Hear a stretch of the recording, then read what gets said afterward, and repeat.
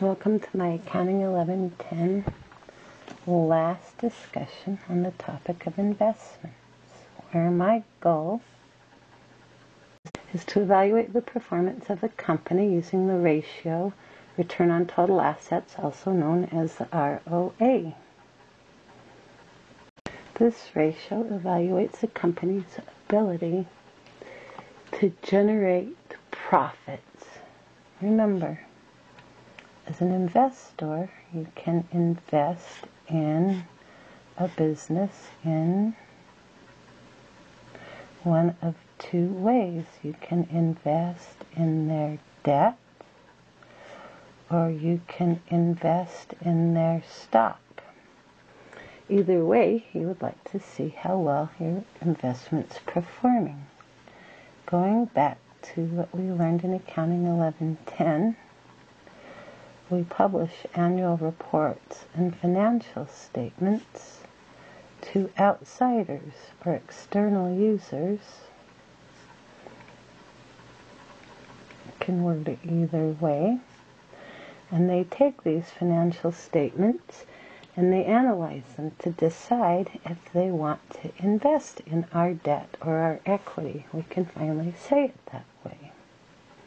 So let's look at how you use the formula return on assets to evaluate how a company is doing, taking their assets and generating a profit. The formula is to take net income plus add back any interest expense and divide that by total average assets of the company you're evaluating. Remember, anytime you use an income statement number in the numerator, you generally average the balance sheet number, because the income statement's a period of time and the balance sheet's a point in time, so we average it. And what that tells you is that for every dollar that your investee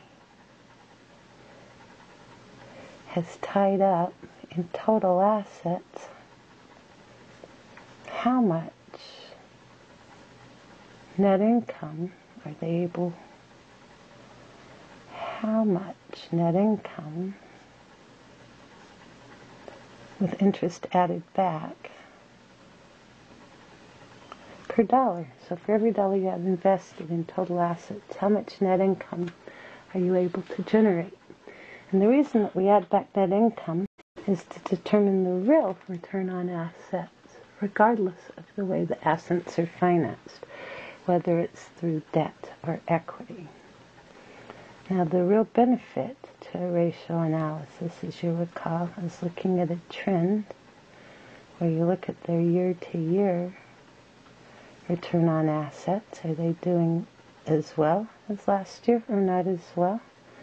And to do industry comparisons. How do they do when compared with people in the same industry?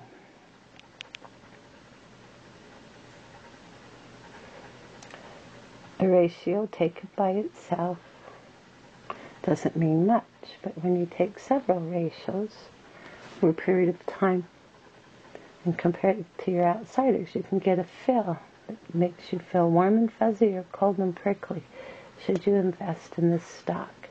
Return on assets is a perfect ratio to look at in an investment chapter, because you're taking net income and dividing and comparing it to the average total assets that your investee has. So the investor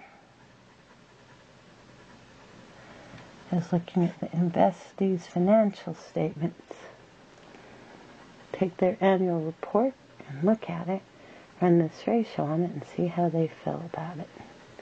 You know what? It's Christmas Eve and I need to stop getting a little carried away with pen casting. We'll take this up in the new year. Happy holidays if that applies to you, and if not, it does to me. See you later.